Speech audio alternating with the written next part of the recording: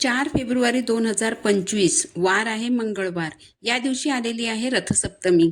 माघ शुक्ल सप्तमी म्हणजे रथसप्तमीचा दिवस. रथसप्तमीचा हा जो दिवस आहे, हा दिवस सूर्यनारायणाची उपासना करण्यासाठी खास दिवस मानला जातो. या दिवशी बघा, आपल्याला सूर्यदेवाची पूजा करायची आहे आणि सूर्याला नैवेद्यही अर्पण करायचा आहे. बघा, या दिवशी आपल्याला दूध उतू घालवायचं असतं. तर रथसप्तमीच्या दिवशी दूध उतू घालून सूर्यदेवांना नैवेद्य कसा अर्पण करावा, त्या नैवेद्याचे नंतर काय करावं, कोणती अशी एक वस्तू आहे जी आवर्जून आपल्याला दुधामध्ये टाकायची आहे. याचबरोबर रथसप्तमी का साजरी केली जाते हे देखील थोडक्यात आपण आज या व्हिडिओमधून जाणून घेणार आहोत. नमस्कार सर्वांना, श्री स्वामी समर्थ. स्वागत आहे तुमचं माझ्या मराठी यूट्यूब चॅनलवर. स्वामी महाराज तुमच्या सर्व चांगल्या इच्छा पूर्ण करोत, हीच स्वामींच्या चरणी प्रार्थना करते आणि आज या व्हिडिओला सुरुवात करते. तर येत्या 4 फेब्रुवारीला आहे रथसप्तमी. माघ महिन्यातील शुक्ल पक्षातील सप्तमीला रथसप्तमी साजरी केली जाते. रथसप्तमीचा हा जो दिवस आहे, हा महर्षी कश्यप आणि माता अदिती यांचा पुत्र सूर्यनारायण याचा जन्मदिवस म्हणून साजरा केला जातो. माघ शुक्ल सप्तमीला महर्षी कश्यप आणि माता अदिती यांच्या पोटी सूर्यनारायणाचा जन्म झाला. या दिवशी सूर्यनारायण 7 घोड्यांनी ओढलेल्या सोन्याच्या रथावर आरूढ होऊन प्रकट झाले. म्हणून रथसप्तमीचा हा जो दिवस आहे, हा सूर्यनारायणाचा जन्मदिवस म्हणून साजरा केला जातो. असं मानलं जातं की मकर संक्रांतीपासून सूर्यनारायण त्यांचा सारथी अरुण सोबत सोन्याच्या रथात बसून उत्तरायणाचा प्रवास सुरू करतात. सूर्यदेवांच्या या रथाला 7 अश्व आणि 12 चाकं असतात. सूर्यदेवांच्या रथाला जे 7 घोडे असतात ते सप्तरंग, सप्तसूर, सप्तधान्य आणि सप्तवार दर्शवतात. तर रथाची जी 12 चाकं असतात ती 12 राशी दर्शवतात. सूर्याच्या या रथामध्ये इतकं सामर्थ्य असतं ना की सूर्याचा हा रथ सूर्यलोक, नक्षत्रलोक, ग्रहलोक, भुवलोक, नागलोक, स्वर्गलोक आणि स्वर्गलोकाजवळील शिवलोक या 7 लोकांमध्ये भ्रमण करतो. तर रथसप्तमीचा हा जो दिवस आहे, हा सूर्याप्रती कृतज्ञता व्यक्त करण्याचा दिवस आहे. म्हणूनच या दिवशी आपल्याला सूर्यदेवाची मनोभावे पूजा करायची आहे. सूर्यदेवांची पूजा केल्याने आरोग्य आणि कीर्तीची प्राप्ती होते. ज्या घरात सूर्यदेवांची मनोभावे पूजा केली जाते, सूर्यदेवांना रोज अर्घ्य अर्पण केलं जातं, त्या घरामधील वडील आणि मुलगा यांच्या नात्यामध्ये कधीही कटुता येत नाही. त्यांच्या नात्यातील गोडवा हा कायम टिकून राहतो. म्हणून आपल्याला रथसप्तमीच्या दिवशी सूर्यदेवाची पूजा करायची आहे. रथसप्तमीलाच सूर्यसप्तमी, महासप्तमी, आरोग्य सप्तमी, सूर्य जयंती असंही म्हटलं जातं. रथसप्तमीची जी पूजा मांडणी केली जाते ती अंगणात तुळशी वृंदावनाजवळ करायची असते. पण शहरी भागात ही सोय नसते, त्यामुळे तुम्ही घराच्या बाल्कनीत अथवा टेरेसवर तुळशीची कुंडी ठेवून ही पूजा मांडणी करू शकता. पण जर हे सुद्धा तुम्हाला शक्य नसेल तर घरामध्ये सकाळी जिथे सूर्याची किरणं येतात तिथे तुम्ही पूजा मांडणी करू शकता.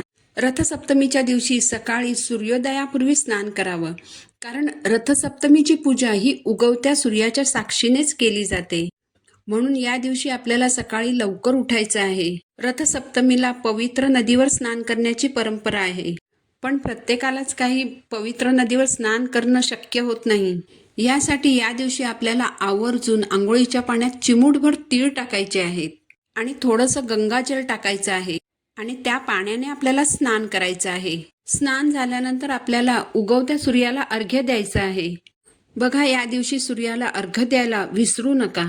सूर्याला अर्घ्य देण्यासाठी एका तांब्याच्या तांब्यात पाणी घेऊन त्यात थोडंसं कुंकू, लाल चंदन, लाल फूल आणि थोडे तीळ घालावेत आणि ओम सूर्याय नमः हा मंत्र म्हणत सूर्याला अर्घ्य द्यावं. सूर्याला अर्घ्य दिलेलं पाणी ओलांडलं जाणार नाही किंवा ते पाणी तुमच्या पायावर पडणार नाही, याची मात्र काळजी घ्या. यासाठी तुम्ही अर्घ्य देताना खाली एक भांडं किंवा बादली ठेवा, जेणेकरून अर्घ्य दिलेलं पाणी त्या बादलीत साचेल आणि ते पाणी कुणाकडून ओलांडलंही जाणार नाही. नंतर ते पाणी तुम्ही एखाद्या झाडाला घालू शकता. तर अशा प्रकारे आपल्याला सूर्याला अर्घ्य द्यायचं आहे. यानंतर पूर्वेकडे तोंड करून सूर्यदेवांना हळद कुंकू अर्पण करावे, अक्षता अर्पण कराव्या आणि सूर्यदेवांना ओवाळावे. याचबरोबर या दिवशी सूर्यनारायणाची 12 नावे घेऊन सूर्यनमस्कार घालण्याची देखील प्रथा आहे. या दिवशी आपल्याला खऱ्या सूर्यदेवांबरोबरच सूर्यदेवांच्या प्रतिमेची देखील पूजा करायची आहे. तर बघा, रथसप्तमीची पूजा मांडणी तुम्ही अंगणात तुळशी वृंदावनाजवळ किंवा मग घराच्या बाल्कनीत सुद्धा तुम्ही ही पूजा मांडणी करू शकता. तर घराच्या बाल्कनीत तुळशी वृंदावनाच्या बाजूला एक पाट मांडून पाटाभोवती रांगोळी काढावी. पाटावर लाल वस्त्र अंथरा, त्यावर सूर्यनारायणाचं प्रतीक म्हणून रांगोळींनी सूर्याची प्रतिमा काढा. सूर्याची प्रतिमा काढताना नाक, डोळे आणि मिशा देखील काढायच्या आहेत आणि या प्रतिमेच्या भोवती सूर्याची किरणं देखील दाखवायची आहेत. तर सूर्याच्या प्रतिमेच्या सभोवताली रांगोळीनेच सूर्याची किरणं रेखाटायची आहेत. सूर्याच्या प्रतिमेच्या बाजूलाच रांगोळीनेच आदित्य राणूबाईचे चित्र देखील रेखाटायचं आहे. यानंतर पूजेला सुरुवात करावी. सर्वप्रथम दिवा प्रज्वलित करावा. पाटावर एका बाजूला थोडेसे तांदूळ ठेवा. तांदळावर हळद कुंकू अर्पण करा आणि त्यावर दिवा स्थापित करा. दिवा प्रज्वलित करून दिव्याची पूजा करून घ्या. दिव्याला हळद कुंकू अर्पण करा, फूल अर्पण करा, अक्षता अर्पण करा. यानंतर गणपती बाप्पांची स्थापना करून घ्या. यासाठी पाटावर विड्याचं जोडपान ठेवून त्यावर थोड्याशा अक्षता ठेवा. अक्षतांवर हळद कुंकू अर्पण करा. जर तुमच्याकडे गणपती बाप्पांची मूर्ती असेल तर जोडपानावर मूर्तीची स्थापना करा. नाहीतर गणपती स्वरूप सुपारीची स्थापना देखील तुम्ही करू शकता. यानंतर बाप्पांची पूजा करायची आहे. बाप्पांना गंध लावायचं, हळद कुंकू अक्षता अर्पण करायच्या, लाल फूल, दुर्वा, वस्त्र अर्पण करायचं, गूळ खोबऱ्याचा नैवेद्य अर्पण करायचा. यानंतर आपल्याला सूर्याच्या प्रतिमेची पूजा करून घ्यायची आहे. सूर्याची प्रतिमा जी आपण रांगोळीने बनवली आहे तिची आपल्याला पूजा करून घ्यायची आहे. सूर्याच्या प्रतिमेवर हळद कुंकू वाहायचं, लाल फूल अर्पण करायचं. थोडेसे तांदूळ घेऊन त्याला हळद कुंकू लावा आणि ते लाल करून घ्या. आणि अशा हळद कुंकू लावून लाल केलेल्या अक्षता आपल्याला सूर्याच्या प्रतिमेला अर्पण करायच्या आहेत. सूर्यदेवांच्या प्रतिमेवर आपल्याला लाल वस्त्र अर्पण करायचं आहे. सफेद तीळ अर्पण करायचे. एखादं फळ, गूळ खोबरं आणि तिळगुळाचा नैवेद्य अर्पण करायचा. आणि यानंतर आपल्याला सूर्यदेवांची आरती करायची आहे. आरती झाल्यानंतर 7 भांड्यांमध्ये 7 प्रकारची धान्य ठेवायची आहेत. आता ही जी धान्य आपल्याला ठेवायची आहे या धान्यांमध्ये डाळींचा समावेश करायचा नाही. तर या भांड्यांमध्ये आपल्याला अख्खी धान्य ठेवायची आहेत. अख्खी धान्य म्हणजे ज्या धान्याला पाणी घातलं आणि त्यावर सूर्याची किरणं पडली की त्यातून नवीन धान्य उगवतं, अशी धान्य आपल्याला भांड्यांमध्ये ठेवायची आहेत. सृजनाचं प्रतीक म्हणून ही धान्य ठेवायची आहेत. यानंतर उगवत्या सूर्यनारायणाची आरती करायची आहे.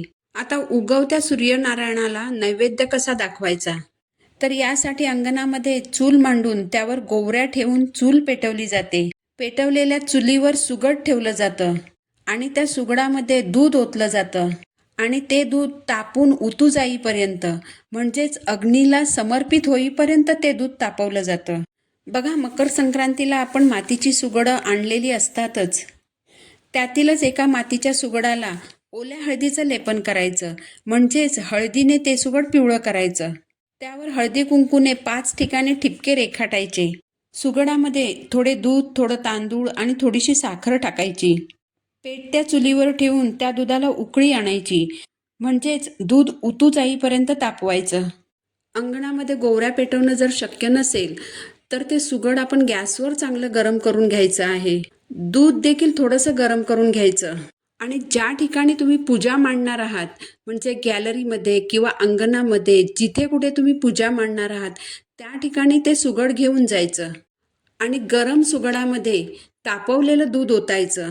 सुगड आणि दूध दोन्हीही गरम असल्याने सुगडामध्ये दूध ओतलं की ते दूध आपोआप उतू जातं. अशा प्रकारे आपल्याला दूध उतू घालवायचं आहे. दूध उतू गेल्यानंतर जे दूध शिल्लक उरतं त्याचा नैवेद्य आपल्याला सूर्यदेवाला अर्पण करायचा आहे. म्हणजे दूध उतू गेल्यावर त्या दुधाला आपल्याला हळद कुंकू, तीळ, तांदूळ अर्पण करायचे आहेत. यानंतर हे दूध घरातील सर्वांनी प्रसाद म्हणून ग्रहण करायचं आहे. सुगडामध्ये तापवलेलं हे दूध अथवा दुधाची जी खीर बनते ती अतिशय पौष्टिक असते. कारण मातीच्या चुलीवर शेणाच्या गोवऱ्या पेटून मातीच्याच सुगडामध्ये दूध तापवताना त्यात सूर्याची कोवळी किरणे, म्हणजेच सूर्याच्या तेज तत्वाच्या लहरी पृथ्वीच्या कक्षा भेदून दुधामध्ये उतरतात. दूध तापवण्यासाठी ज्या गोवऱ्या आपण वापरतो त्यातूनही सात्विक लहरी निर्माण होतात. या सात्विक लहरींच्या माध्यमातून अग्नीने सुगड तापवलं जातं. सुगडामध्ये दूध तापत असताना दुधातून प्रक्षेपित होणाऱ्या तेज तत्वांचा सुगडाभोवती कोश तयार होतो. या सुगडाकडे सूर्याचे तेजोमय किरण आकृष्ट होतात. सूर्याचे हे तेजोमय किरण दुधामध्ये उतरतात. यामुळे सुगडामधील दूध अमृततुल्य बनते. हे दूध ग्रहण केल्यामुळे आपल्यातील पंचप्राण्यांची शुद्धी होते. या दुधामुळे जीवाचे तेजोबल वाढून आत्मशक्ती जागृत होते. त्यामुळे ज्यांनी 7 दिवसांचे उपवास केलेले असतात त्यांनी ही खीर खाऊनच उपवासाची सांगता करायची असते. रथसप्तमीचा दिवस हा शीतप्रसाद ग्रहण करण्याचा दिवस मानला जातो. भगवान विष्णूंचे एक रूप म्हणजे सूर्यदेव. संपूर्ण पृथ्वीला आपल्या तेजस्वी प्रकाशाने उजळून टाकणारे सूर्यदेव यांचा हा जन्मदिवस. या दिवशी सूर्याची उपासना केल्याने मिळणारे फळ हे कित्येक पटीने जास्त असते. रथसप्तमीच्या दिवशी सूर्यदेवांची मनोभावे पूजा केल्याने आरोग्य आणि कीर्तीची प्राप्ती होते. यासाठी रथसप्तमीच्या दिवशी न चुकता सूर्यदेवांची नक्की पूजा करा. ही माहिती जर तुम्हाला आवडली असेल तर व्हिडिओला लाईक करा, चॅनलला सबस्क्राईब करा. पुन्हा भेटू नवीन व्हिडिओसोबत. श्री स्वामी समर्थ.